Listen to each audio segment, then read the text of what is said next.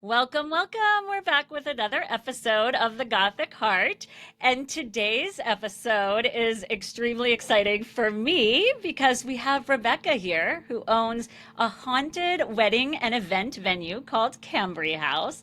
And that is especially near and dear to my heart because, as you guys know, I got married in a haunted venue, the Queen Mary in Long Beach, on almost Halloween 13 years ago.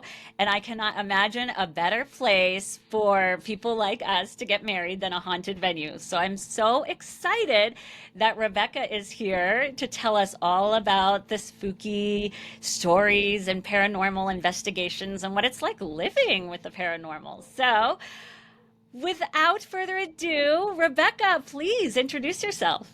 Yeah, so I am Rebecca Williamson. I'm the owner of Cambre House and Farm. So I own a haunted wedding venue. That's kind of my catch line now, but Well, but you mentioned before we started going that you can also just book an overnight, which oh is yeah. that's I think even cooler. Like I don't have to have a big wedding to go experience it. No, you know what? Not everybody's getting married, but everybody likes ghosts. I mean, for the most part, I guess not everybody likes ghosts, but I tend to think people are more likely to look for ghosts than they are to get married. Well, I mean, I don't have an occasion to have another wedding Right? yet, I guess. But I always have an occasion for spooky stuff. I try to do every spooky tour possible when when I'm anywhere. Right. Yeah, exactly. I think more, the people who are into ghost stuff book that stuff a little bit more than they have a wedding. Because ideally you Agree. get married once, and Hmm. then that's done. But yeah, my wedding venue is has been in my family since 1979.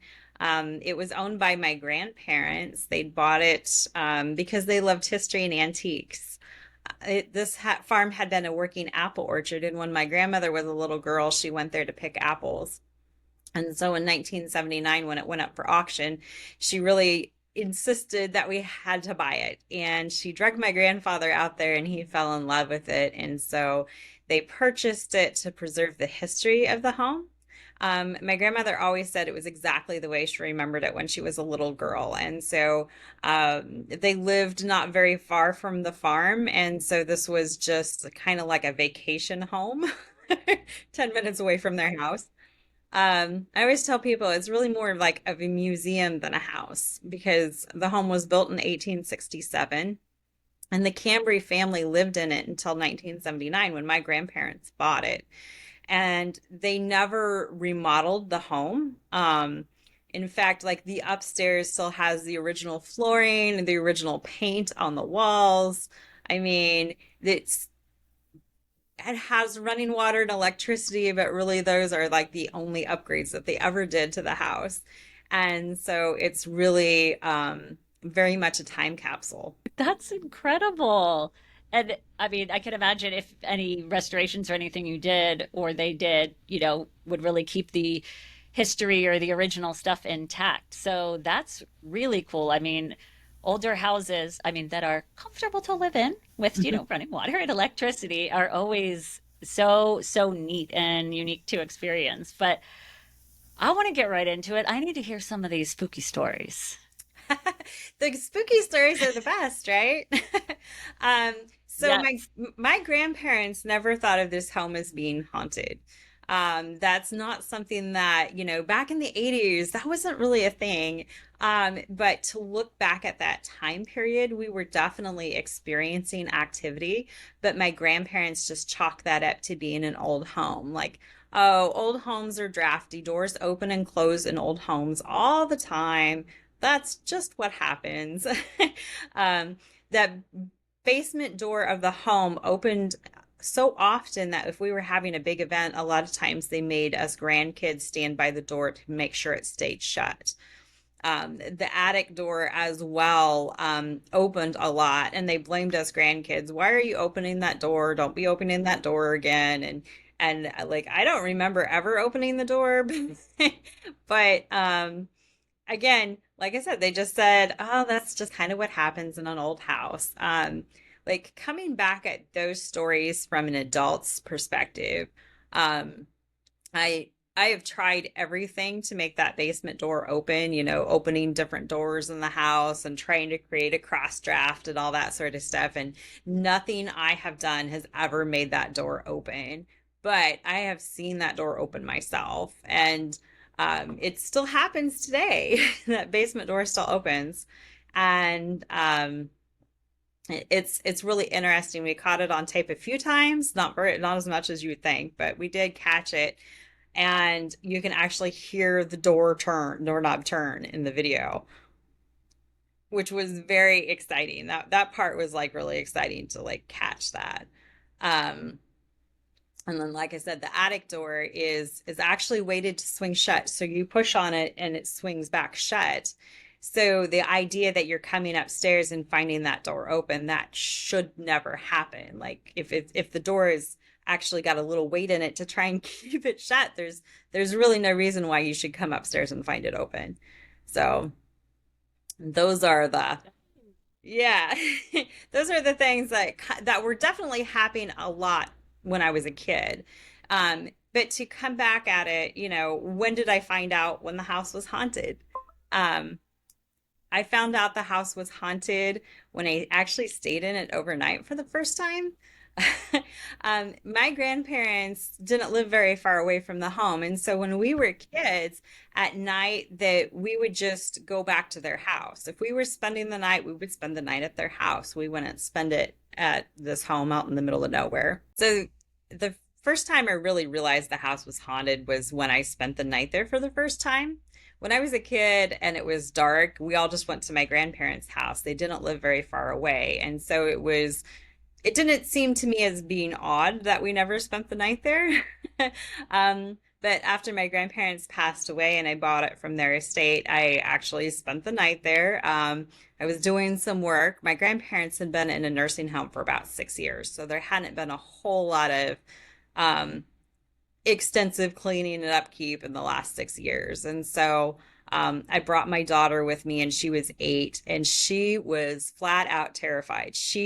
When the sun went down and she realized that we really were going to spend the night out there, she just threw a fit. um, and she flat out refused to sleep in any of the bedrooms. And just we finally had a compromise, and because I had the car keys, so she definitely was not going home. Um, but she, like I said, any of the bedrooms were flat out no, and luckily we'd brought an air mattress with us. And so she was willing to sleep in the middle of the living room. That was the only room that she was willing to sleep in. But all we had for that was just this little twin size air mattress. My sister had come with us on that weekend, and she slept upstairs in bed in a bedroom. And she had brought a puppy with her. Now, this puppy was pretty young, still was going outside in the middle of the night. And anyway, I'm sleeping in the middle of the living room on a twin size air mattress with an 8-year-old glued to my side who is absolutely terrified.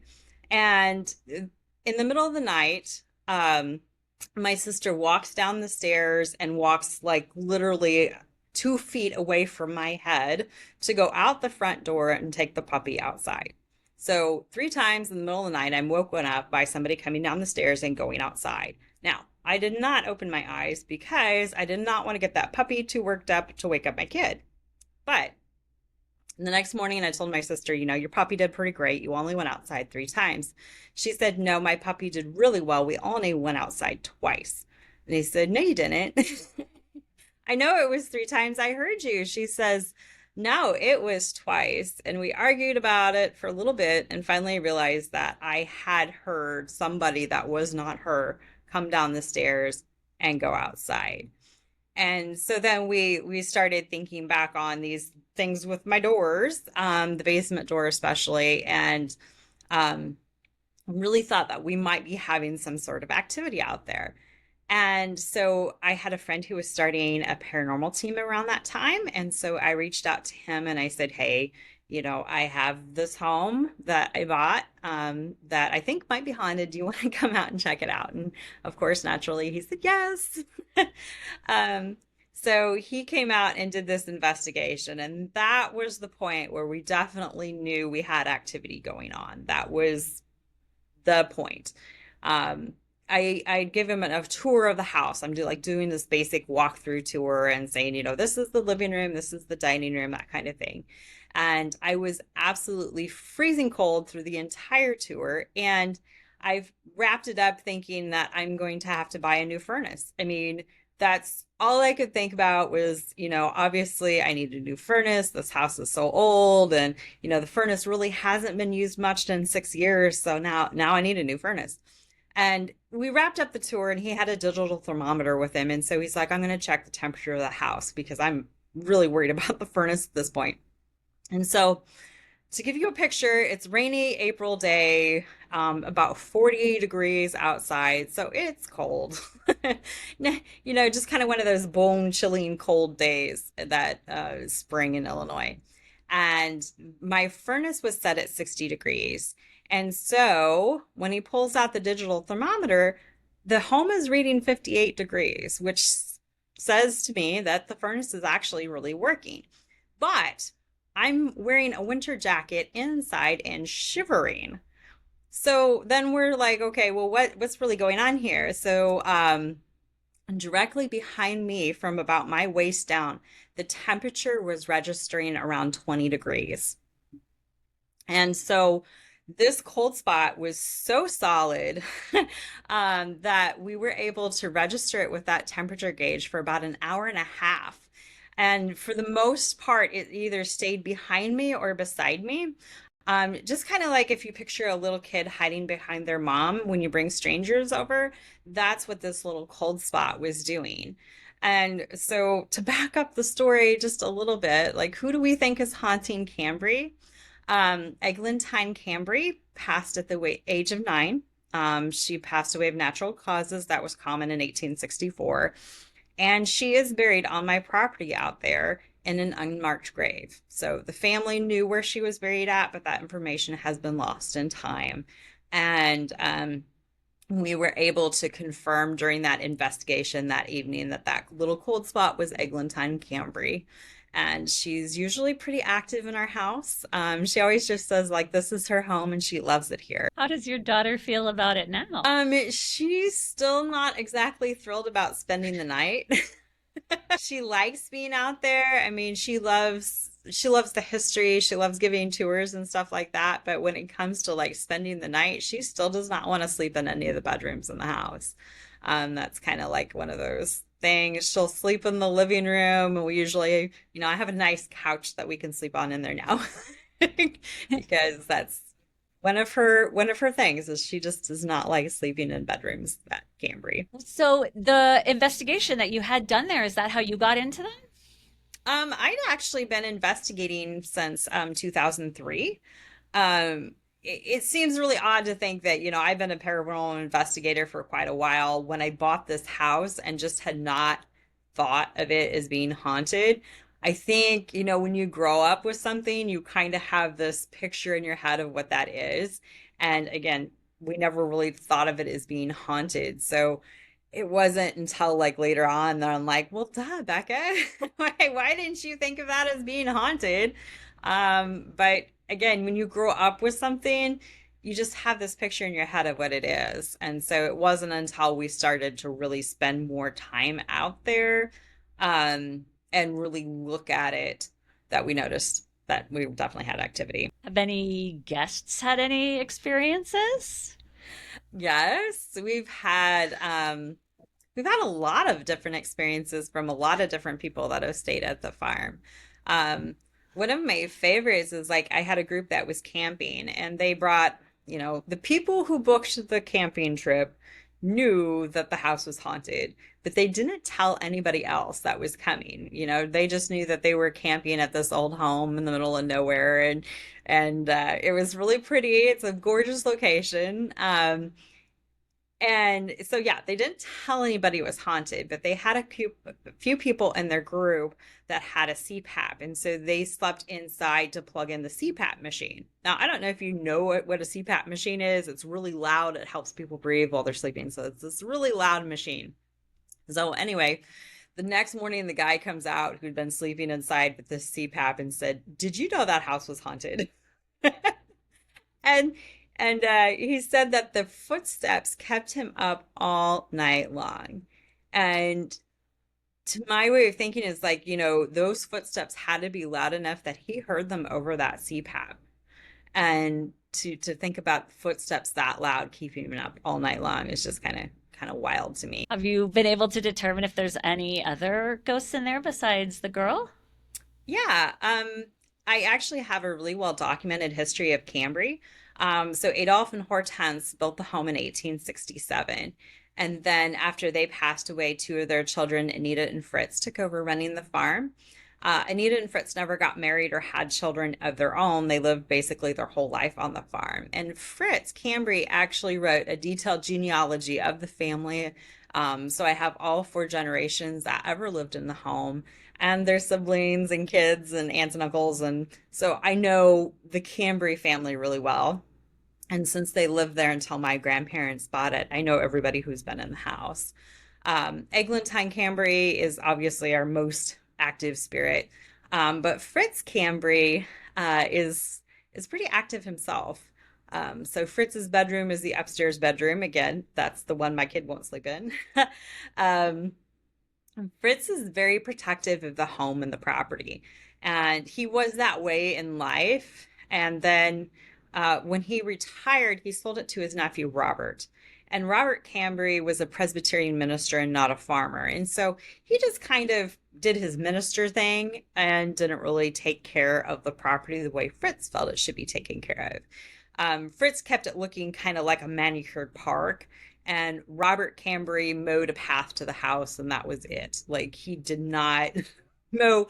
I'm told he never mowed the backyard at all the entire time he owned the property. So Fritz is not happy with this, and then he gets to California visiting some nephews and finds out that he has a terminal illness. And so Fritz actually committed suicide in California. Um, but again, Fritz, I think, is in his upstairs bedroom.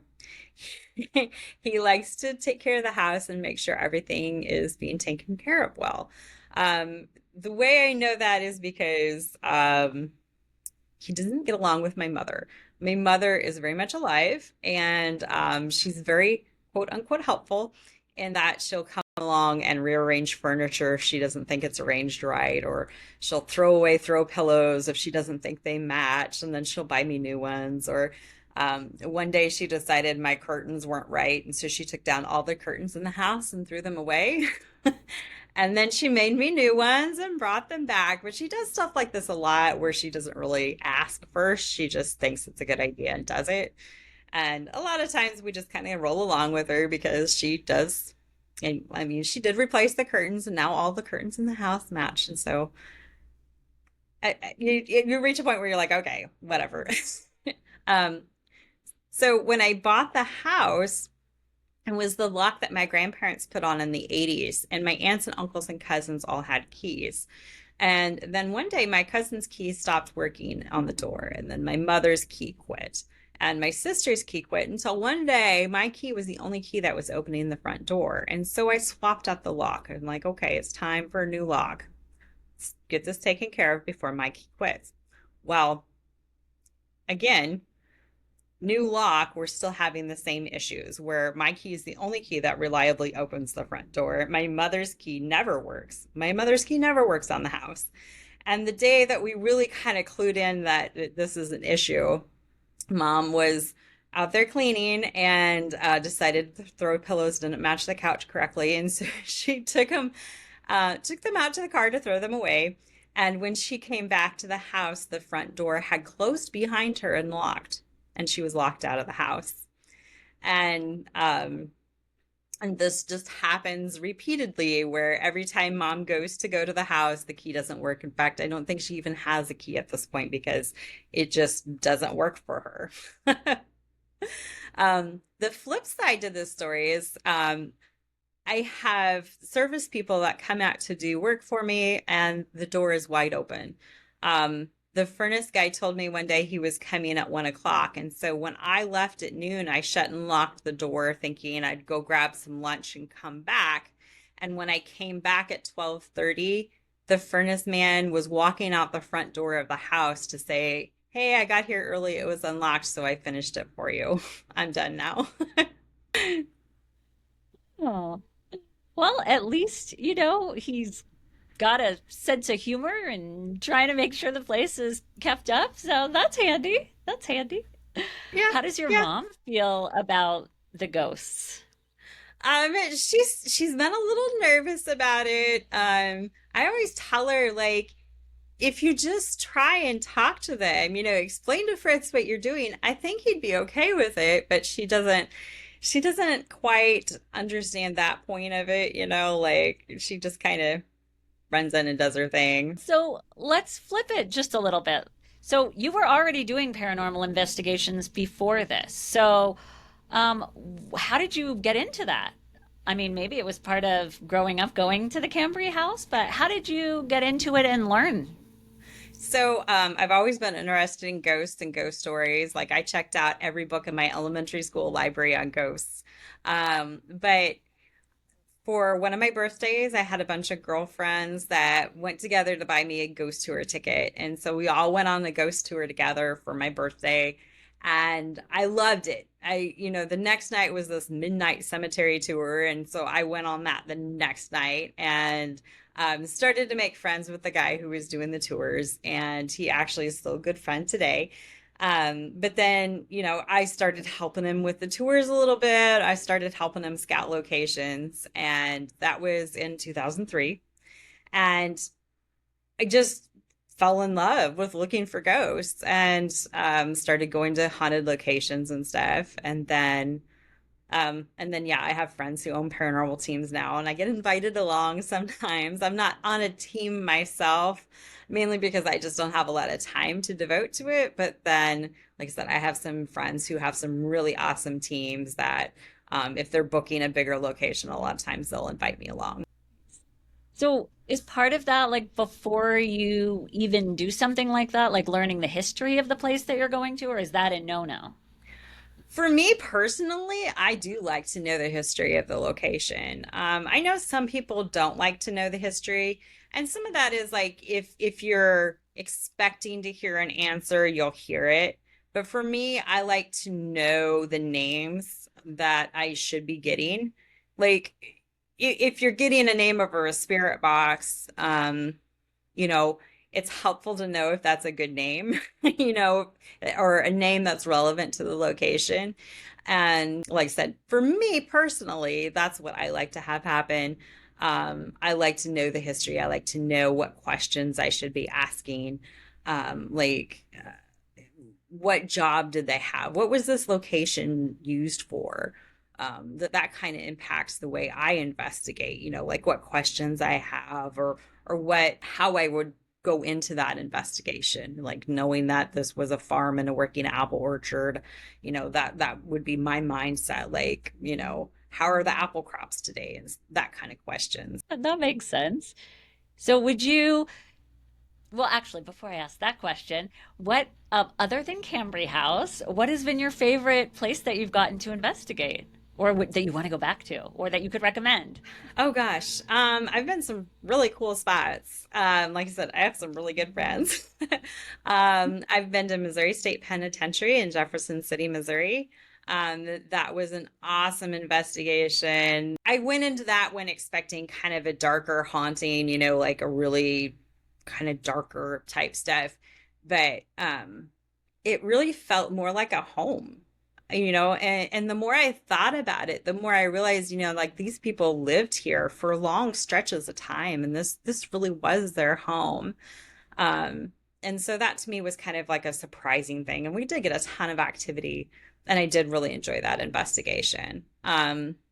and then to Waverly Hills in Louisville, Kentucky. And that one was an awesome location. It is a huge location. Like I could have spent an entire week there, and I don't think I would have been able to hit all the spots. Like we went to like the main areas that you think of when you think of Waverly, and oh gosh, it was such a good investigation. I would love to go back there again. It was just so large that you can't hit everything there. Yeah. And let's see, Ashmore Estates. It's in southern Illinois.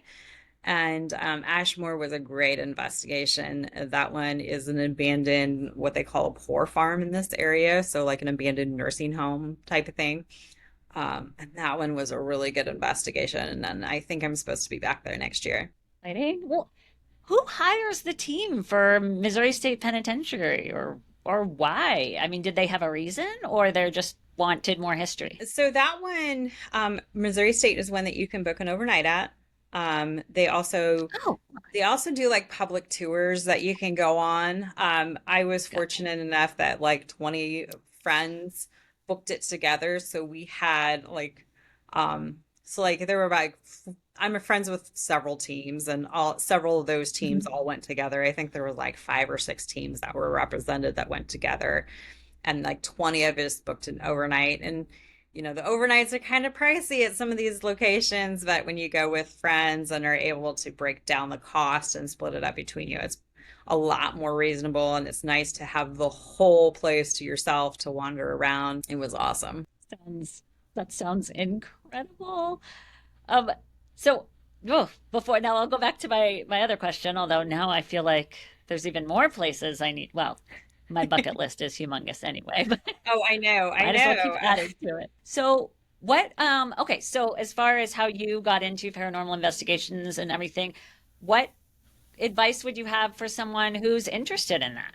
I mean, it seems like your way of getting into it makes sense, but do you have any other advice that you could offer someone who's interested? My advice would be to look for some of the lesser known locations. My little Cambre House is kind of one of the smaller locations, not as well known as some others, but mine is available to rent for an overnight. There's haunted Airbnbs, and those are available to rent for an overnight as well. And I know a lot of times people think that they have to have a lot of really expensive equipment and stuff. You see all this equipment on TV with, uh, you don't really need all that.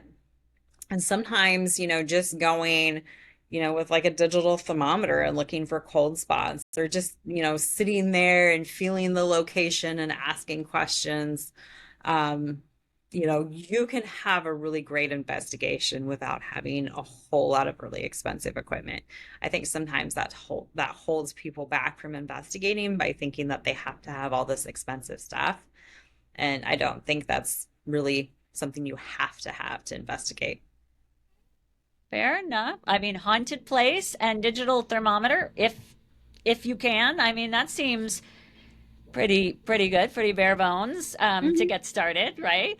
And so it would probably be beneficial to meet other teams and go on some tours, maybe, or see how they do it. Yeah, like several of the teams Sounds in so my that's good. area host public events. And so a public event is a great way to, get started to like go with a professional team. Although professional, I mean, a lot of these teams are doing this as a hobby, so it's not like they're Right. doing this as a job. But going with an established team, I guess maybe would be a better word for that, that has gone on several investigations and then you can go and kind of like pal around with them and like see how they use their equipment. And then that for me, that's a good way to like see how that equipment is used and do I really want to invest in that equipment? Um, Everybody kind of has like their preferred method of investigation and for some people, a really expensive piece of equipment is something that they use all the time. And then, like there's others that, I just don't particularly care for. Like a spirit box is one. All the static and stuff with that, I really don't particularly care to use that myself. But like I said, different ways of investigating. Yeah. I mean, everybody will have their preferences. So, well then, Do you have any equipment for people to use or look at when they stay there? Or does anybody at the haunted places? It depends. So like at Cambry, I really don't provide any. When I'm hosting a public ghost tour, I have like divining rods, and I usually have like a paranormal team that will come and bring their equipment for, and they'll let the people that are on the investigation use it.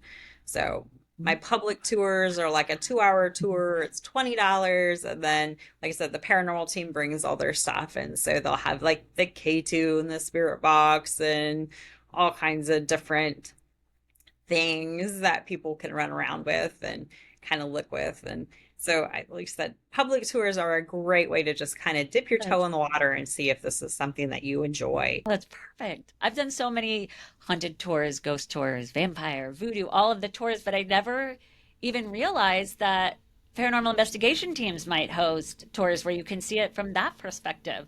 So that is just eye-opening. I feel like I need to go back and do a whole bunch of new research and make some repeat trips now. Because that's a whole nother way of looking at it. Oh, that sounds really exciting. Yeah. Well, I love that you came on to share that with me because I love hearing about like the lesser known places, the ones that are not on the pamphlets when you arrive in a city, right? Because those can be the real treasures or hidden treasures that you get to see and not the, ones that everybody stomps through all day, every day. So that's incredible. And the wedding, I mean, definitely on board with that, right? Since I did. Right. So Like I said, really, really I have a cool. really gorgeous location and it makes for really beautiful weddings. And a lot of times, it's like some people on the wedding party are a little like, I don't want to have an experience. And I always tell them, like, you don't have to have an experience. Like a lot of times when you're there with a big group, if even if activity occurs when you're in a large group, a lot of times you won't even notice it. So don't never be too scared to go because, the Cambre House is a happy home. It was a happy home for the Cambrys and it's a happy home still today. They are haunting it because they love this place. Makes sense. You know what? I never really realized that. I mean, I guess I should have, but I never really realized that a haunted venue might actually turn some people away. Like for me, that's just like an extra bonus, but I mean, I guess that makes sense. I mean, in my head it's more like, well, I mean, I guess it's not entirely, but in my head it's more like, well, you're not interested, then they're not interested, right? But if you Right. are, Yeah, then exactly. Exactly. And that really is true. Like if you're not interested in having an experience, most of the time you probably won't have one. You'll chalk it up to being an old house where the doors open and close on their own all the time mhm, because that's what happens in an old house. Or you'll hear right. footsteps and assume that somebody else is in the other room instead of, you know, going to you know, paranormal investigators look at things from a different perspective, like we are looking for that paranormal activity. Like we're trying to rule out stuff that happens, but we're looking to try and prove the paranormal, I guess. So it's just a different way of Oh, looking at things. all those justifications. We were just talking about it on a previous episode, how, instead of justifying, pay attention. Maybe it's something else. And I'm always saying those kinds of things to my husband. It drives him nuts when he'll, have a justification for it. Like, no, no, that's not. You're just justifying it. It was really this. Um, but yeah, no, exactly. Paying attention to what's actually happening and not just dismissing it. Something we just talked about on the last episode. So I could not agree more. Well, as we're sort of wrapping up, I would love, is there anything that I might have missed that you want to share? We're definitely going to include all of your links and information in the show notes for everyone who's interested. But anything I missed that you want to make sure people hear about?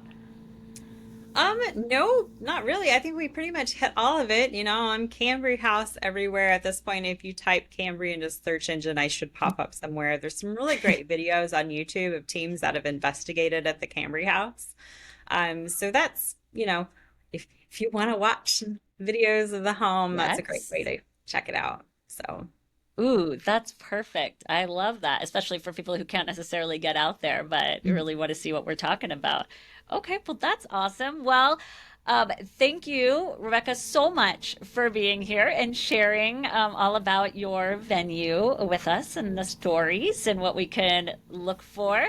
For everything, we are going to include everything in the show notes, like I said. And for listeners, please, if you love this or know anyone else who would, share this episode, share Rebecca's location, follow us, subscribe, like. I mean, that's how we can keep sharing all of this with you guys. So thank you all for being here, and we'll see you at the next episode. Bye.